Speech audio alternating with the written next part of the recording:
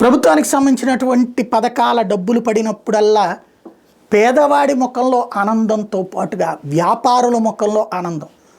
చిరు వ్యాపారి, పెద్ద వ్యాపారి, డీలర్, హోల్సేలర్ అందరూ సంతోషపడిపోయేవాడు. ఎందుకని? అప్పట్లో ఈ డబ్బులు రాగానే ముందు ఈ కర్రీ పాయింట్లు, హోటల్స్, బిర్యానీలు ఇవి బాగా ఒక వారం రోజులు పడి తింటుండేవాడు.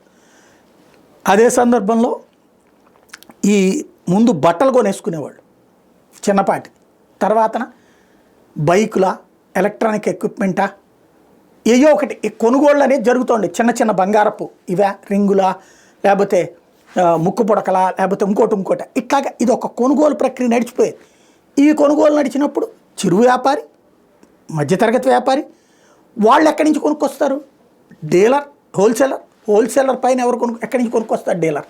వీళ్ళు ఎంత సెక్షన్ బాగుపడింది, జిఎస్టీ రొటేట్ అయింది, అందుకని జిఎస్టీలో ప్లస్ గ్రోత్ కనబడింది.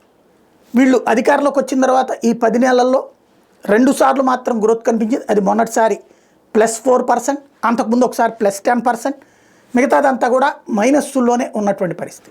ఈ దఫా మళ్ళీ ఒక సక్సెస్ఫుల్ వైపుకి తీసుకెళ్ళాలి అంటే వచ్చే నెలలో ఏదైతే ఏప్రిల్ మే నెలల్లో విద్యార్థులకు సంబంధించి జూన్లోనూ డబ్బులు వేస్తామంటున్నారు కదా, అది రైతులకు సంబంధించిన డబ్బులు వేస్తానంటున్నారు కదా, ఈ డబ్బులు పడ్డప్పుడు రైతుల డబ్బులు దాంట్లో నుంచి పెద్దగా ఆ టైంలో కొనుగోళ్ళు ఉండవు. కానీ ఈ తల్లికి వందనం డబ్బులు వేస్తే మాత్రం ప్రజలు భారీగా కొనుగోలు చేస్తారు.